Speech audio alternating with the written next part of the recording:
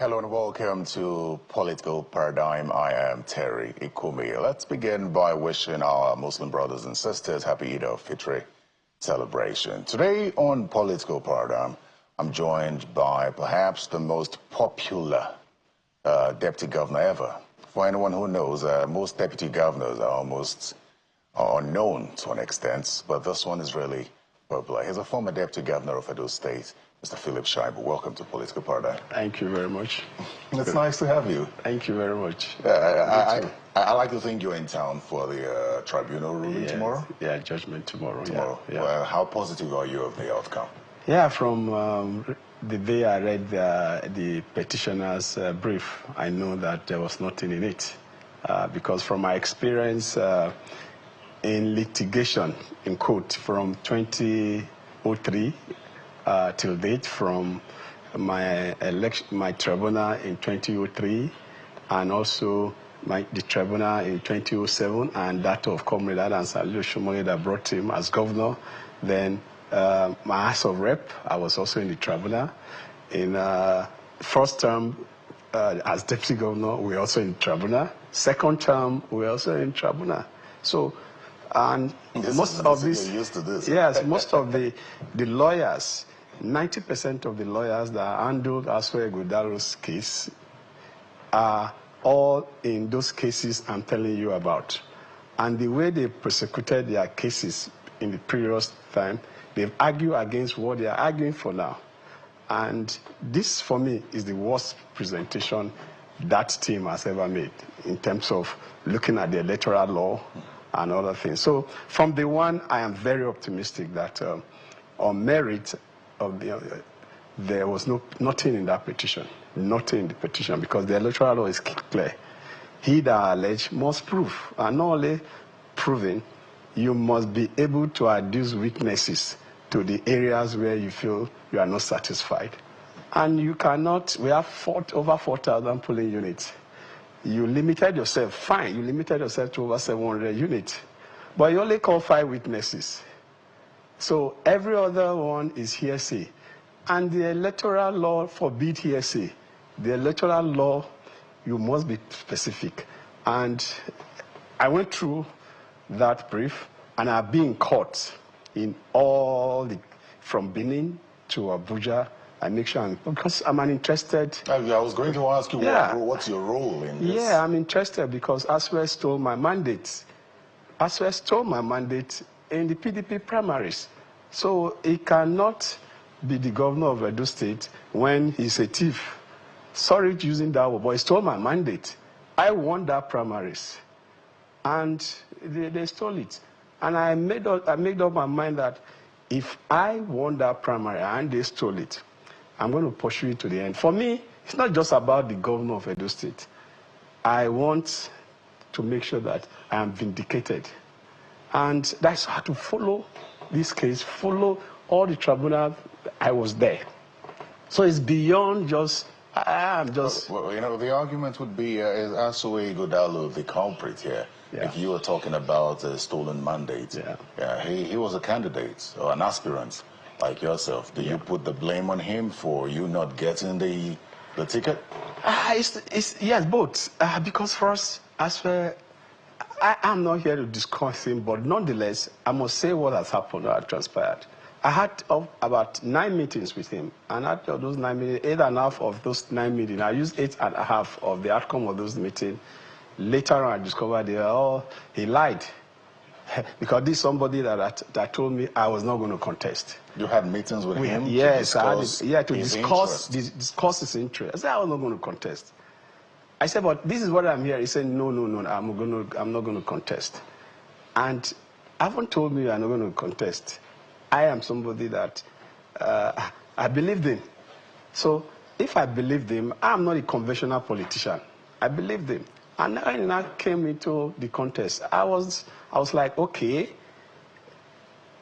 private sector guy, coming into politics thinking he's clean, and he's like this.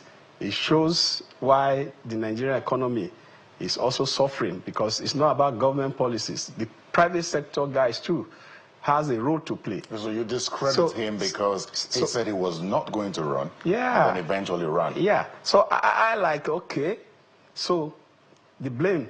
But did you reach out to him when you found out that he was now running? No, he was, when you had meetings with him to confirm that he wasn't before I decided to contest. Then when you found out that he had thrown his hand, yeah, we have to now go into the contest together. Did you reach out to him to find out? I mean, because you're practically pointing fingers at him for sort of lying. Yeah. When I later discovered that, I actually knew he was going to contest. Even when he lied to me, I knew he was going to contest because Governor Obaseki is somebody I read like a book from day one. So I know where he was going.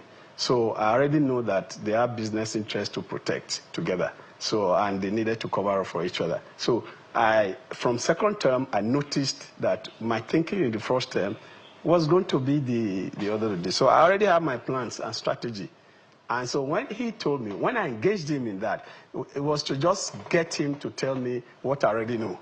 But when he told me no, I like smiled. I had to now adjust and consolidate my own strategy to make sure that I defeat him and the governor, because I was actually contesting against two persons, the governor then and Edo.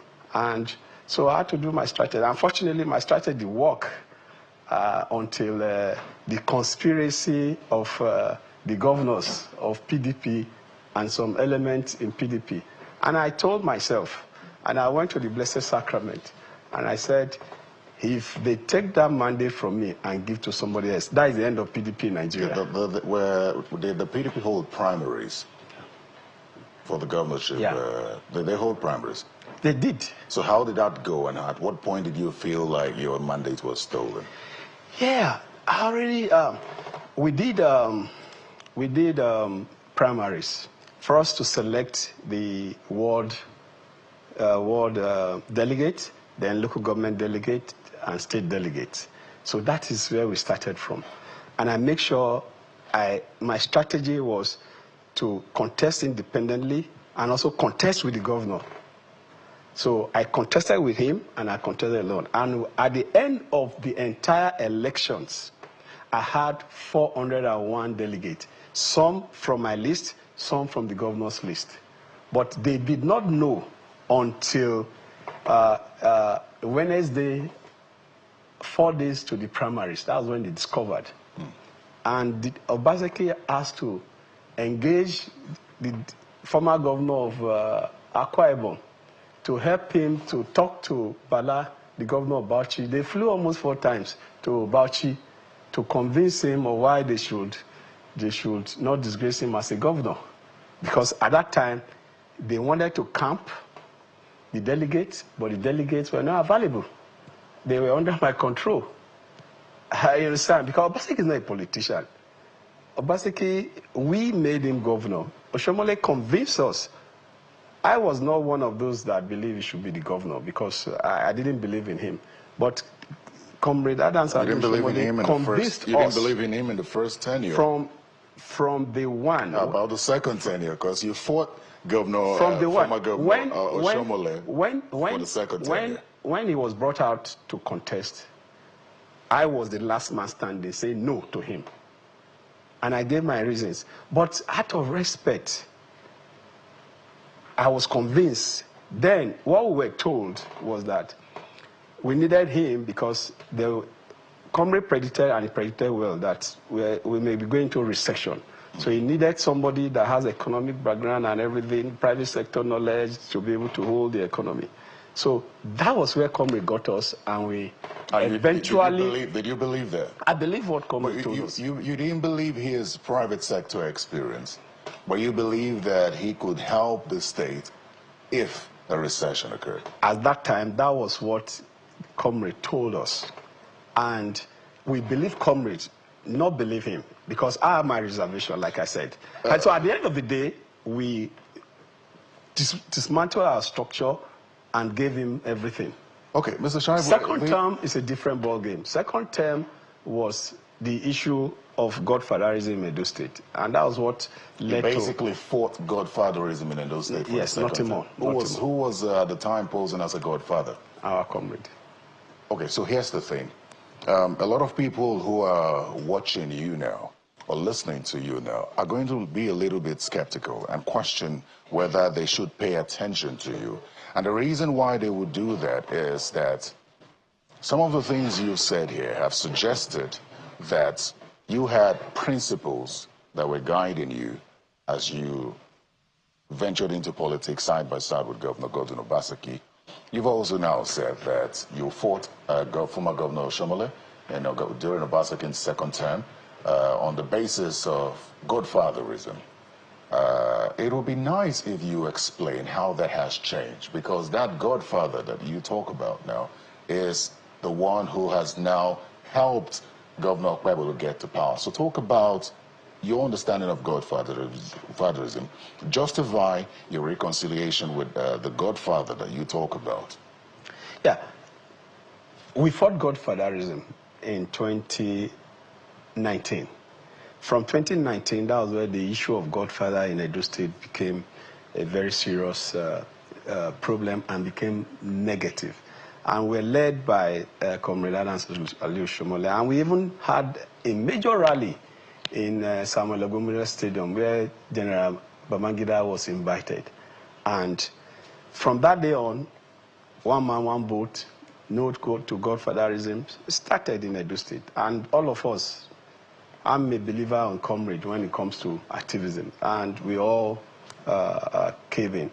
And so for all of us in Edo, when you say Godfather, it's negative for us. It's negative. From that day on, is negative. When you just say Godfather, is negative. We have leaders. Leaders, we prefer to call comrade. Now, I prefer to call him leader. He's no longer a Godfather. We fought Godfatherism in Edo State. We fought Godfatherism in Edo State, and we don't want Godfathers again. Did you fight the word, or did you fight the individual? You know, one thing about Godfathers that we fought in Edo, and Comrie was right. He said we needed to get them put aside so that we will have the resources to govern and to build infrastructure. And frankly speaking, when we fought Godfather from 2008, that was when the Red Roof Revolution that Shomole brought in came in. That is where we could, the airport road, Comrade constructed the airport road. Airport road was a small lane. The Godfather then said it's not possible to construct. Who was the Godfather then? I don't want to mention them. Why? Don't worry. I understand. We would not want a single lane. But when we fought them, when Comrade led us to fight them, we were able to now have dual carriageway in Airport Road, New Benin. Comrade was able to construct red roof everywhere, and all of them is history. So that was the revolution that took place in Edo, to now have money meant for people being utilized for the benefit of the people. So for us in Edo, that is, for me, that is what I still see. Hey, Mr. Shaibu, that doesn't expressly answer the question. I want you to explain the perception of a Godfather you had of former Governor Shomole then, and the process of reconciliation, which has now made you not see him as a Godfather anymore, but as a leader. No, I've never called him a Godfather. He's my Well, you did. father. You said He's in my your father. for your second tenure, you said it was just to fight Godfatherism. And then I asked you who at the time, and then you said Comrade. I said then. Then he was a Godfather there. No, wanted to pose. He wanted to pose as a Godfather there. Yeah, because he has always said they cannot be Godfather, and he is not a Godfather. Okay. But we have leaders. In fact, we got to a level where some leaders that were calling themselves Godfather started changing their names to leader, that they are no longer Godfather. I remember Chief Tom Ikimi also telling us that it's no longer Godfather, it's now leader. You understand? So he is our leader. I call him leader general. Comrade is our leader general. He's our leader. You understand? But it's not the issue here now. But the main important thing is that we, through Comrade, we're able to redefine the democracy that we have today. Obaseki almost derailed it, but we are back on track. How did he almost derail it? Yeah, because he came with the notion of putting everybody that helped him aside And for him, he saw politicians as negative. And he now wanted to create his own paradigm. About that paradigm he wanted to create, if it was for the benefit of Edo, I would be with him. But it was not for the benefit of Edo. It was about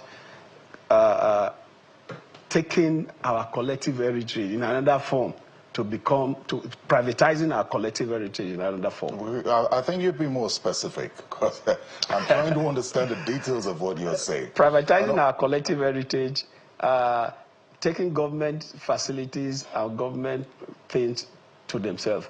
Go and find out what press school, who is the owner of press school now. Go and find out the controversy behind Redison Blue. Okomo Oil, go and find out. Osiomo Power Plant, go and find out. Edo Refinery, go and find out. Gulf Mills, go and find out.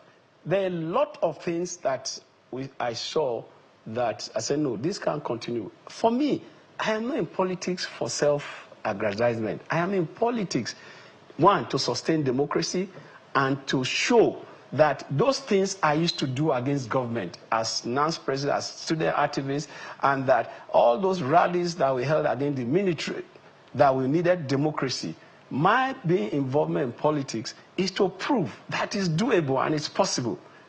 And I continue to say that my being in politics was my encounter with Bola Ige, late Bola Ige, when he said, when bad people continue to rule us, the good people continue to lament. And he encouraged us that when we leave school, we should try and get good people into politics. And for me, my involvement in politics in all the offices I've held, go and check.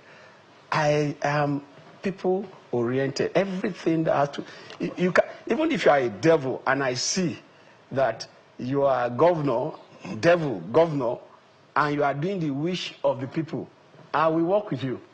Because mine is the wish of the people. Is the governor trying to recover some of those properties that you allege were converted for personal use by former Governor Obaseki? Is Governor Shaibu at the moment trying to recover them?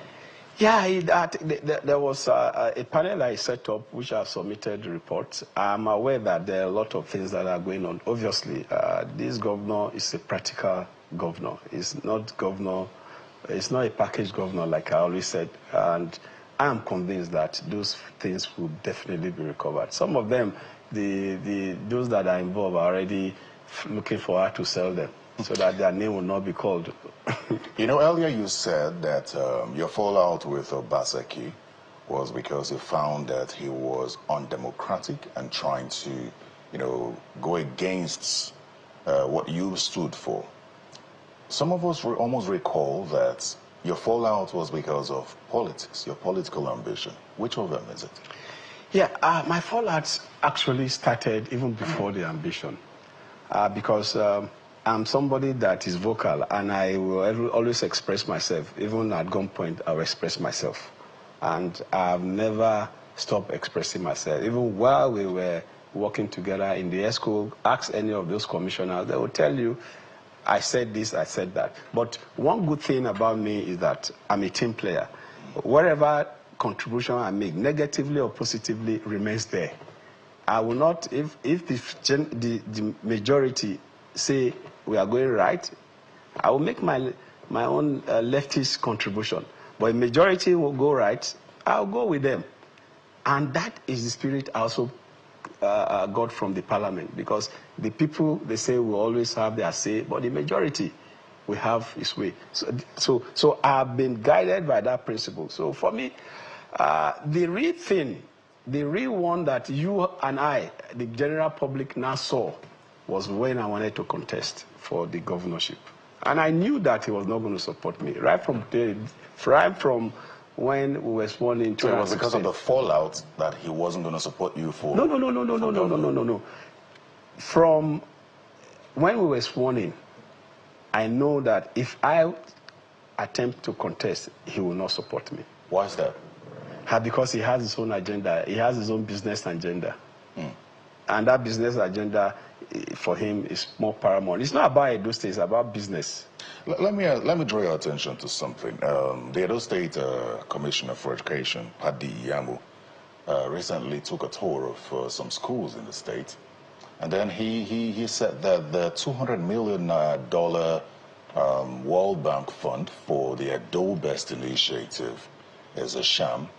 Said he virtually wept when he went through the schools. I'd like you to respond to that because you were part of that administration. Was that a sham, or is Edo Best really what it is? Yeah, I would not want to say Edo's Best is a sham.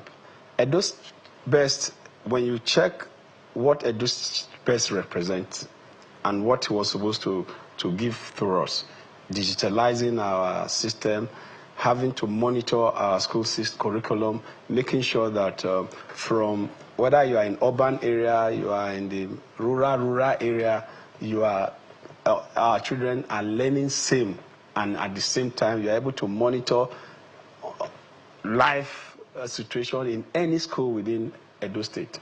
That was what that package Edo Best was, and also being able to get this student to method of learning that excite them, that will get them quickly to understand what they are being taught, and also giving them opportunity to know how to use digital way of doing things from that level. So the entire package, the program was not a scam, but the implementation was faulty. And that is where the business thing comes in. So, and that is why I continue to, from my experience with Obaseki, we should be extremely careful. I think the president too should be very careful with these people that call themselves private sector guy and they want to come into politics. Because I've studied them using Obaseki to study them. I've discovered 60 to 75% of them in so-called private sector are scammers. He used one person to study all of them. Scammers, because they were all converging in Edo. Yeah. Every day we were doing seminar. But every day. There's no day we were not doing seminar. And this guy converged in Edo every day, every other week, different, all of them. Edo became a hub for their activities. But what came out of it? All those documents are there. So you cannot use 7 years to plan. A reasonable person cannot use 7 years to plan when you have 8 years to work. Speak to the $200 million World Bank Fund. Yeah. Do you think it was poorly utilized? Yeah, those are the business things. Those are the business things I was talking about. Tablets. Tablets were supplied, but I don't want to go into a lot of detail because some of these things will be subject to judicial interpretation as we move. Because there are a lot of EFCC cases that will be coming up. A lot of them that will be coming up. And I'm ready to even be one of them. Do you know why that? Do you know why the Edo Best program is a concern? Edo Best program for me was a good program, but implementation was faulty and wrong. But that's why I wanted to ask you about the feedback from the World Bank that gave that loan. I know that in April last year, the World Bank commended the governor and said it was a good model, and in fact that low-income countries can take advantage of that model. Very much commended. So how is it now a sham, considering that the people who gave the money say it was a well thought out and implemented project? I said the program of Edo Best, just like I defined, was a good, very, very good program. The idea. And you can get our children. Some of the schools that we started our program. Go and check those people's. Within first, second, third term, they can read and write. It's a program that I can recommend to any state that is ready to follow the rules and implement. It's a program I can recommend. So you think that Governor But implementation was wrong. So you think that Governor Obaseki should continue the program?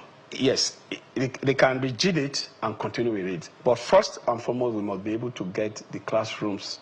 We must return back to the area of Oshomole, Red Roof. We must build infrastructure before we go into that. The infrastructure is key. Some of these areas where we have infrastructure, all those schools where we have those red roof, those infrastructure, we can start Edo Best there.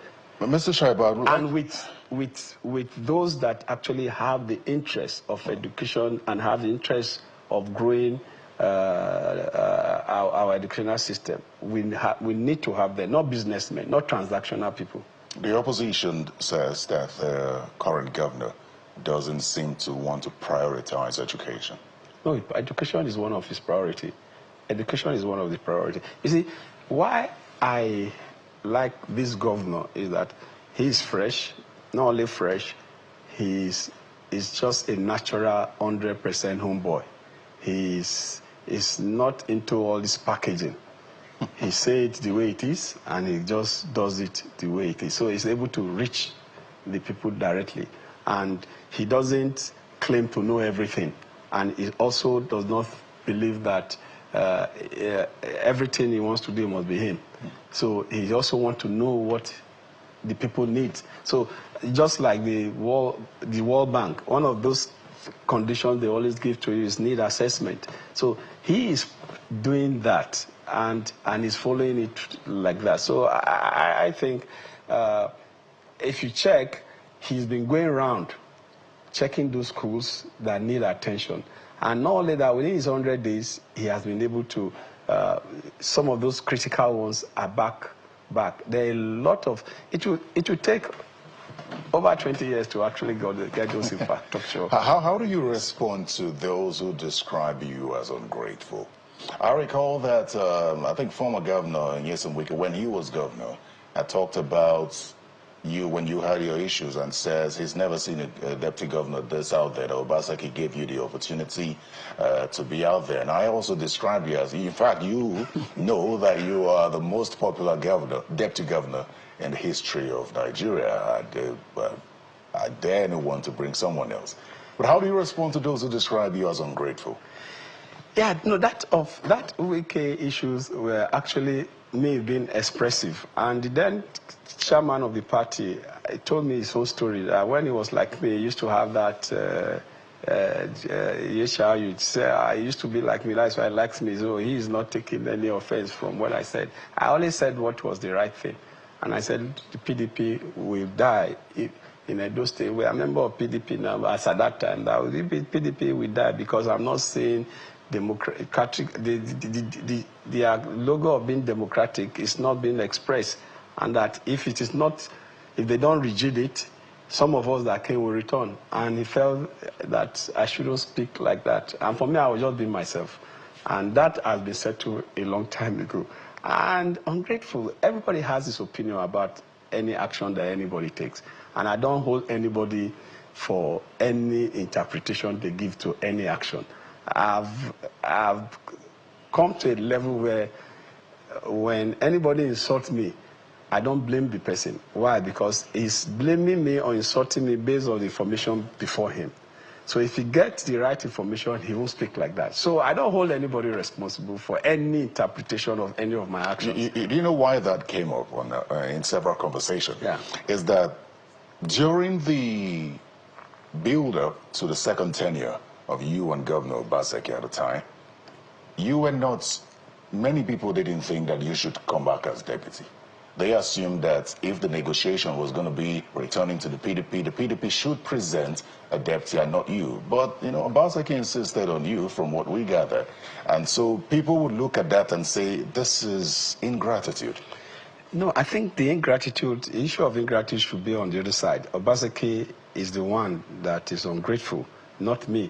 I am not like every other deputy governor that they pick from the street. No, I was not jobless. I was not jobless when I became deputy governor. I was very active in the parliament, in the House of Representatives. I was a voice in the House of Representatives.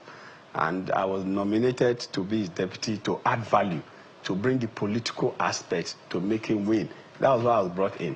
So I brought something he didn't have into the ticket. I brought my structure, I brought my political will, I brought also everything, including finance. Yes, sir. I brought everything in to make him governor. He didn't bring anything. He only made himself available to be governor. But in terms of structure, in terms of political reach, even finance, he was nowhere. You understand? So it's a different thing. So I am the one that gave him leverage, not him giving me leverage. Do you think that Governor Okpebholo and the APC should trust you? seeing how you fell out with... I don't really want Obaseki. anybody to trust me, but I want everybody to judge me by my work. Give me the work. If I perform, fine. Don't judge me by how you look. Judge me by, check my record as a member representing Abuja Hostel University of Jos. Check my record as the Welfare Secretary of Student Union Government University of Jos. Check my record as the President of NANS when I was #1 student in Nigeria. Check my record when I was in the House of Assembly, back-to-back. I'm the first back-to-back majority leader in the Edo State House of Assembly. Check 49 constituency projects that I did in 8 years are still standing. 196 motions and 89 bills that I moved in 8 years are still there. Nobody has beat that record. Come to House of Representatives. I can hit my chest to say, in the National Assembly today, Philip Shaibu's record in 18 months, nobody has beaten that record up to now. 18 months, my first 18 months, I only spent 18 months in House of Representatives. Go and check my bills, my motion, and the constituency project I did, and the empowerment project I did in 18 months. No member of the National Assembly from my state have been able to pick that record. Will you be going back to the National Assembly? My political future and fate is in the hand of God. Well, I mean, you gave up your governorship ambition to make sure that the PDP doesn't win. No, I didn't give it up. I only made sure that I was not ready to waste my vote and allow PDP win. They thought I was going to take other tickets and contest because I have the structure to contest. But I was not desperate to be governor. I wasn't desperate to be governor. So because I was not desperate and I was not controlled by ambition, I was controlling my own ambition, not my ambition controlling me. I had made up my mind, like, this scam, these transactional people cannot be governor of Edo State. And on my own, I made up my mind, I called my structure, and I convinced them why we should not go and contest under any platform. Instead, we should go back home where we are coming from and support Okwehulu to be governor of the state. And there were some dissenting voices, but I was able to convince them, and we all moved to support Okwehulu. Two things I wanted to achieve. I became deputy governor under APC. Unfortunately, out of my activism, I went back, we went to PDP. So I was determined to return APC back to government house before I leave Osadebe house. So I was able to do that. So I got the ticket under APC to go to Osadebe. Fortunately... Was this how you intended to return the APC back to the government house? You see, God has his own way of doing things. But was this how you intended? Yeah, at the end of the day. That was... So you say this whole time you had it in mind to leave the PDP and go back to the APC? We had that in mind. That's why I said Obaseki is a scam. Why we agreed to go to PDP? That's a very strong word. It's a scam. I don't have immunity now, so if he feels no, it's scam, he should go to court. I will meet there. I'm in court with him. It's a scam, and I can prove it in court that it's a scam. You know, so we all agree that, look, we will move. You want Obaseki? Yes, we agreed that we'll move, and we worked with some persons in APC to have that ticket, and we agreed that we will return back to APC. It was an agreement we had that we will return back to APC, but he got there. He now had his own different programs. I tried to persuade him why we should go and reconcile with Oshomole, why we must do that, everything, but he didn't listen. But as a loyal deputy, I persuaded I had to just follow. But I know that at the end of the day, watching him and how he was doing his things, I know where it will end up, and he ended up there. And there was a meeting in PDP secretariat. And I told them, I said, look, if X does not happen, this is what is going to happen. And eventually, everything that I told them, they have come to pass. Everything I told them at that level came to pass. And I told them, I have the grace of God. I am not the conventional politician. And anybody that stands on my way of something I already know God has told me is mine, that the foundation of that structure will fall. I told them, It's not me, Philip, but I know that the grace of God in me has told me that if this guy do this, this is what will happen. And I told him, and when I get this revelation, I always say it. Do you have any regrets so far? No. Either from working with Obaseki or from the actions you took while you worked with him? Yeah, I think the only regret is the relationship that the Obaseki and my being his deputy cost me and Oshomole. Because Oshomole is my father. My father handed me over to him. But my activism, which he knows I'm stubborn. And show me your father, you know how your son is. He knows I'm stubborn. And he knows that I am straight. He knows that when I believe in something, I go for it. It's either you kill me or I get it. So I regret, that aspect is what I regret in all. But I like the experience that I got from it. That experience is what I like, really. Because if I've not gone through it, there are a lot of things that I'm doing differently now that I would have been doing differently.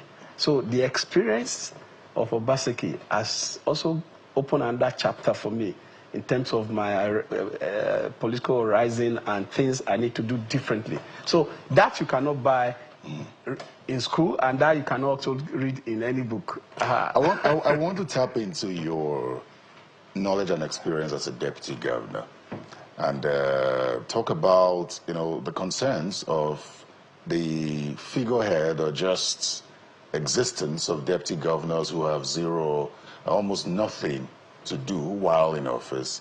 Do you think this is normal, or do you think that there should be change, that deputy governors should be allowed to be more effective?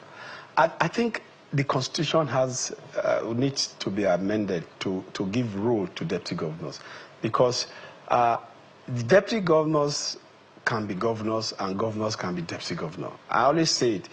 I would have been governor. Obaseki is my deputy.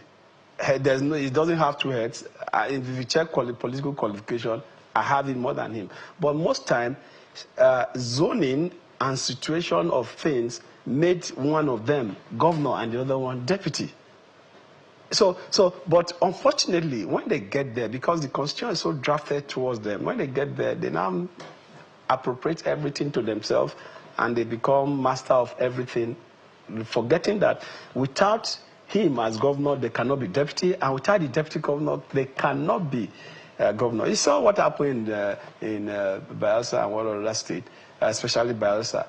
The deputy governor was the one that had issues, and the governor, after all the practice he made to be sworn in, they were all taken out. The Constitution says the same qualification that the governor has is the same qualification the deputy has. The office of the governor is one. So deputy governor and governor are one.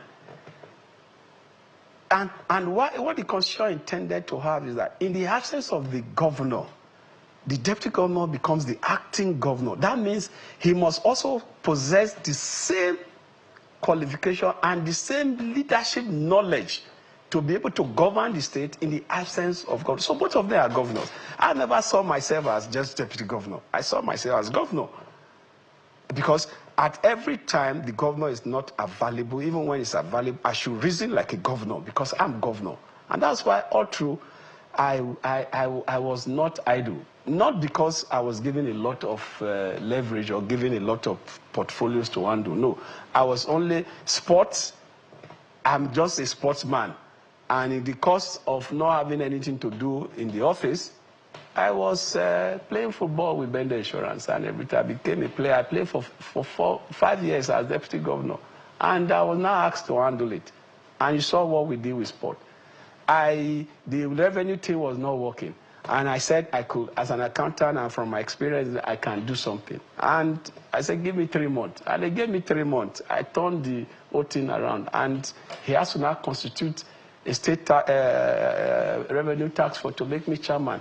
And our target was to have 10 billion monthly. I was able to drive it from 1.8 billion to 4 billion before the crisis started. And we were already having new nets, tax net, to now push it to 6 billion. You know, we're already at the verge of having 6 billion every month before all this. So very medical. by convention, the deputy governors are in charge of immunization. I was asked to handle immunization, and I have no knowledge of anything medicine. I had to go on my own to check what the portfolio entails. I went to a World Bank and WHO office to go and learn what it is on my own. And when I was done, I created what the now federal government has adopted as immunization under one roof. I started it. Because after studying it, I discovered that why are we doing polio immunization different day, routine immunization different way, and I discovered all the vaccine-related immunization programs can be put under one roof. And I discussed with the WHO lady, Faith Ire, then she was the coordinator, and we worked something out, and we started it, and it worked. That's why during COVID, that is what helped. Edo State was topping in terms of management of COVID. It was that program that actually helped us to achieve that balance that we had during COVID in Edo State. So these are areas that I handle in the state. And I cannot be idle. I have too much energy to be idle.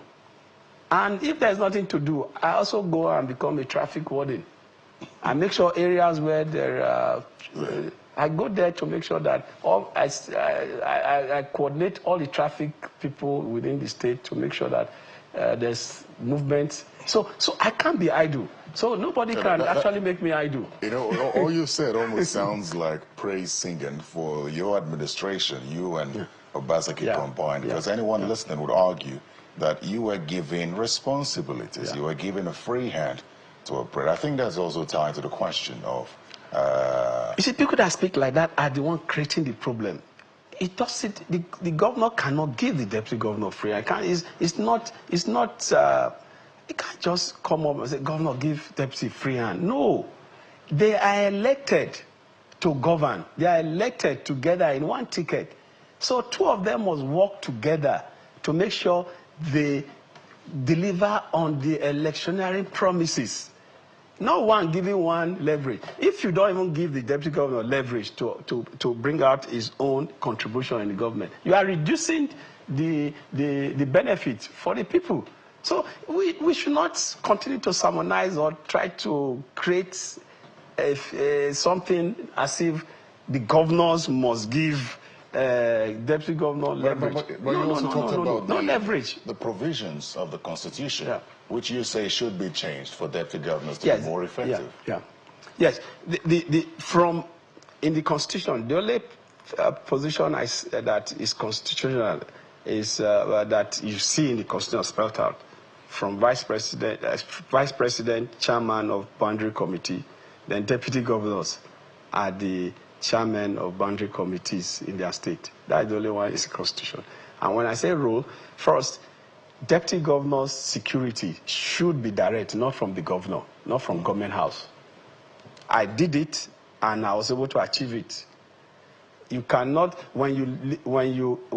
for convenience, they post security to government house, and from there, deputy governors' zones are deployed, governors' zones are deployed. I think that should change.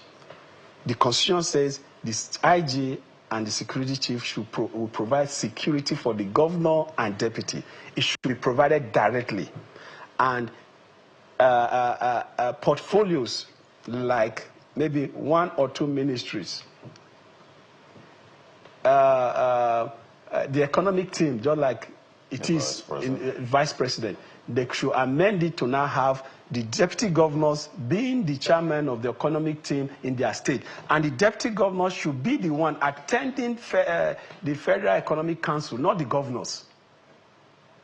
That should be amended. Because you can't have the vice president is amended to be the one chairman of the Economic Council. Then you now have governors now being the one that are attending Economic Council. No, it should be the deputy governors. So in that amendment, I'm proposing that the amendment should have vice president already chairman, the deputy governor should be chairman of the economic team in their state. Okay. When that is done, you will see we will not be having deputy governors that cannot be governors, acting governors. When the governor is out, he's afraid that his deputy governor will not be able to handle issues. We cannot, at that level, you'll be having governor and deputy governor that are cerebral at every time. Not bringing deputy governor that are just spare tires. No, deputy governor cannot be spare tires. Let's talk about security in Edo State now. You've just returned from Edo State, so I'd like to think that you are conversant with what's happening in Edo State. I also recall that in recent weeks, there have been a couple of motions on the floor of the House of Representatives drawing attention to the insecurity in Edo State. Do you have an update on how the governor is handling that? Yeah, before then, I want to join the governor and the people of Edo State and Uromi to sympathize with the victim of the Uromi incident, and also commend the governor of Edo and the governor of Kano for the way they are handling to douse the tension. And we pray that God grant those victims internal and the family the fortitude to bear the irreparable loss. The governor from day one had made security as one of his pillars in his administration. And if you see the first 100 days, the level of security gadgets, vehicles, and restructuring that he's been doing. And don't forget, it's just coming in. So it's not been in the system. He has not been in the system. So for you to just come, and it's from another party, for him to just come into the system, he will need to study and reorganize. So he's still in the process of reorganizing the security architecture when all these things come. So he still needs some time to be able to consummate and understand how this network is. So I am impressed so far his proactiveness in terms of handling issues, especially this Uromi incident. He has been fantastic the way he handled it. So averagely, I think until he fully optimized his plan, we might not see the results right away. But I'm privy to know that he is very, very, very strong. Because he has told me that, look, the first thing he needs to achieve is peace, and that is what can drive.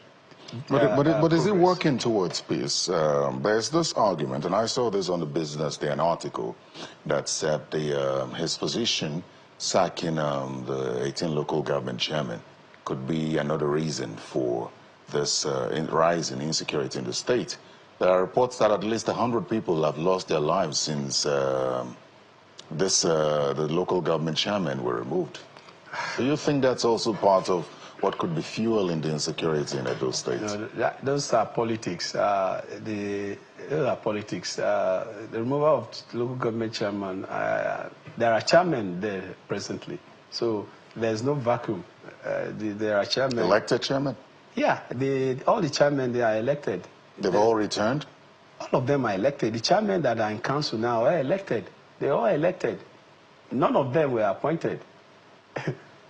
I'm asking this because the other ones were impeached, and the same people that impeached them, in line with the constitution, are the one chairman. Nobody in the state now that is a chairman that is appointed from outside. No, all of them that are chairmen of the 18 local government are elected. When was the election held? When the last election of the local government. That's when they were all elected. I'm a little confused. I'm trying to follow up on the Supreme Court ruling and how many have called, even the Attorney General has said that the state governor cannot remove elected chairman. I also know that there are cases in and out of court. The Attorney General was on Channels Television, Attorney General of your state was on Channels Television defending the governor's decision following the impeachment, as you put it, of those local government chairmen. As at the time the Attorney General of the Federation made his statement, it was the issue of suspension that was in the air. Yeah, and I supported the Attorney General that, yes, that you cannot suspend elected people. As at that time, that was what he said. And the subsequent thing that happened was impeachment. And the bylaws and the constitution give room for impeachment. And these chairmen were impeached. And those that are supposed to take responsibility took responsibility. So there's no caretaker committee in Edo State. Everybody in the council, councillor and chairman, were all elected. Elected through the ballot, not appointed. When did the local government election hold? That's Under what Obaseki, the eve of his exit. Yeah, so is it not the same chairman that were suspended or impeached? The chairmen that were elected were impeached. The councillors that impeached them took over because there's no vacuum. It's either the chairman, the vice chairman takes over, or the leader of the house takes over. So now your point is the local government chairmen elected under Obaseki that were initially suspended have now been removed. Regardless of the fact that there have been calls for them, that the process for their removal was undemocratic. So the people who have taken over now are councillors. Yes. Who have stepped in. The leaders of the... Not elected as local government chairmen. No, the leaders of the local... Assuming at the state level, if you impeach the governor and impeach the deputy governor, who takes over? It's the speaker. It's the speaker. The law is clear, and those laws are followed. So that is why I said... Anyways, it's in court. Those are the chairmen of the council as we speak today are all elected. If there are issues about their impeachment, that is for legal interpretation. And until that is done, as far as Edo is concerned today, there is no caretaker committee. It is the elected local government officials that are there. Anyways, it's in court, so we'll wait for the outcome of that. And the issue of insecurity has been there. We tried during our time to deal with it, and like I said, there are gaps. New administration is just coming in, and there's always that gap, especially when the man that is shadowed with responsibility was not part of the system that just left. So he will have his own time. But one good thing is that security is one pillar that the governor is determined to achieve, because he wants to drive in investors. He wants to make sure they promote economic growth in Edo. And he has said it time without number that he can only succeed in developing the state, bringing private sector to invest only to the extent that he will have peace in the state. And the only way you can have peace is when security is guaranteed. And I'm happy that from his swift reaction in the Uro meeting, we tell you that he's not actually there drinking tea. He's ready for war.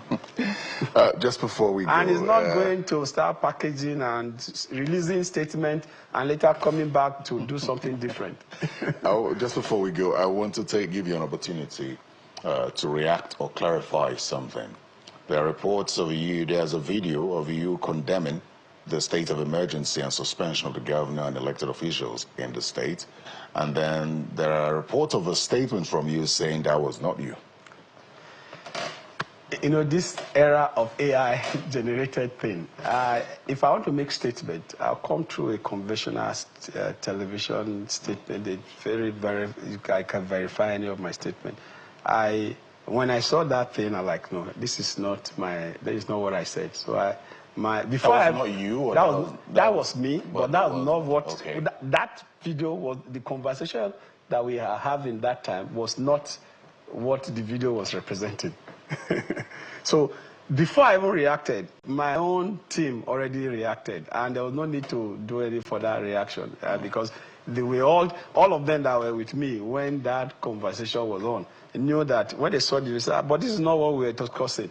So my press people released immediately, say, no, this is not from our God and everything. But what do you think about it? Because I recall that under Obaseki, there was a time when he did not swear in 14 members of the assembly under you and Obaseki. We cannot separate you from of course, Obaseki. And it would seem as though the argument in Rivers State is you can't run a state with just 3 lawmakers. At the time you were running with 10 out of 24 lawmakers. What is the difference, and what do you think about the state of emergency in Rivers State? Yeah, I think the issue of governing with less than the number of elected officials started from Ogun State.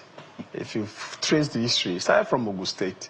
I think Ogun State there was 5 or so, and we saw one video where they were buffing and doing one everything, and we also saw then after that we also had it in Edo State when I was the majority leader We also had to even relocate to Government House. We relocated the Edo State House of Assembly to Government House because the Parliament then was actually in Government House, and before they built the Nahoro one. So when the heat was too much from Federal, then the Oshomole was the governor. The heat was so much that if we don't live there, they were coming to enforce that they put their people. And we have to look at, we were 9 of us that time. We were 9. We have to close the house and relocate to Government House in Osadebe Avenue. And that was where we did the Parliament till that assembly ended. From there, I came to Aso Rep. And under Obaseki, same. That of Obaseki and I is conspiracy of the top. And I've told myself I'm not going to speak too much on it.